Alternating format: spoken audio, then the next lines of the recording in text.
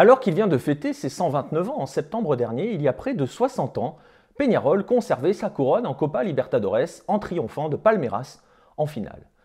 L'un des faits marquants de cette édition 1961 n'est pas seulement que Peñarol est devenu le deuxième champion de l'histoire de la Libertadores, donc 2 titres en 2 éditions, mais aussi que durant cette épreuve, une équipe s'est qualifiée grâce à un tirage au sort. Bienvenue dans le 2e épisode de la 2e saison de temps additionnel.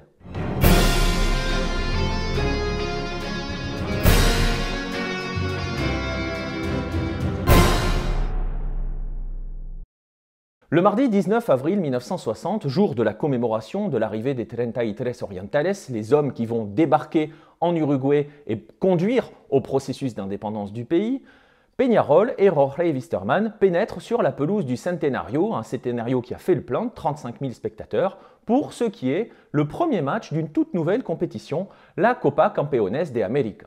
Elle ne s'appelle pas encore Copa Libertadores, mais cette épreuve voit donc est la première épreuve opposant les clubs champions d'Amérique du Sud. Ce jour-là, Peñarol pénètre donc sur le terrain du Centenario derrière la Bandera de Artigas, en hommage justement à cette date symbolique dans l'histoire de l'Uruguay, et 90 minutes plus tard, va terrasser Jorge Wisterman 7-1 pour donc le tout premier match. 2 mois plus tard, Peñarol sera sacré champion. Il remportera la première édition de cette compétition. Près d'un an plus tard, Jorge Wisterman est de retour sur la ligne de départ de la Copa Campeones de América, donc future Libertadores. Wisterman vient de décrocher son 4e titre de champion de Bolivie consécutif. Il est le géant local. Pour preuve, 6 de ses joueurs feront partie de l'équipe nationale bolivienne qui va décrocher la Copa América de 1963 au Félix Capriles de Cochabamba, l'antre de Jorge Wisterman.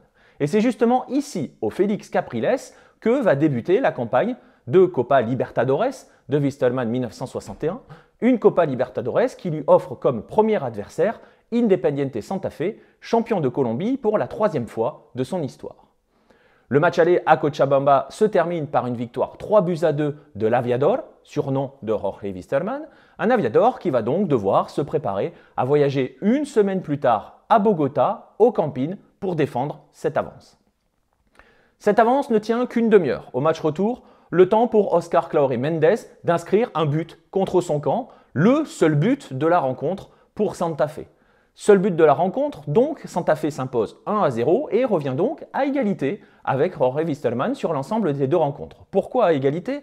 Parce qu'à l'époque, il n'y a pas de règle du but à l'extérieur. Il n'y a pas non plus, pour départager les équipes, de prolongation et de tir au but pour en terminer, pour élire un qualifié. Non, à l'époque, la tradition veut que l'on dispute un 3e match, un match d'appui, les fameux desempates sud-américains. Et donc, à l'issue de cette rencontre, à l'issue de cette victoire 1-0 de Santa Fe, les dirigeants des 2 clubs se mettent d'accord. Ce match d'appui aura lieu une semaine plus tard au Campín, toujours à Bogota. Le souci, c'est que 48 heures après que cette décision a été prise, donc à l'issue du match, El Tiempo annonce que finalement, les dirigeants boliviens ont décidé de faire marche arrière. Pourquoi? Parce qu'ils estiment, à raison sans doute, que rester une semaine à Bogota pour toute l'équipe et le staff coûtera trop cher au club. Il n'y a donc pas de solution, on ne pourra pas jouer de match d'appui. Justement, le problème semble totalement insoluble. Comment déterminer qui de Wisterman ou de Santa Fe va se qualifier? C'est alors que les dirigeants des 2 clubs vont trouver un moyen original et donc unique dans l'histoire de la Libertadores. Ils vont procéder à un tirage au sort. Celui-ci a lieu au siège de l'AD Football, le nom à l'époque de la Fédération colombienne de football.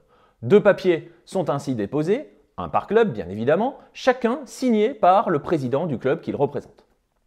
Et il est décidé alors que le premier tiré au sort sera l'équipe éliminée. À ce petit jeu, vous imaginez, c'est Wisterman qui est tiré et qui est donc éliminé dès ce tour, le premier tour de la Libertadores, qui est une sorte de quart de finale. La délégation de l'Aviador accepte alors la sentence et rentre chez elle à Cochabamba. Pas de polémique, rien, sauf que plusieurs décennies plus tard, Jorge Rojas Tardio, le président de Wisterman, dénonce une fraude, explique que finalement les 2 papiers indiquaient le nom de Jorge Wisterman et que donc tout a été truqué pour éliminer les Boliviens.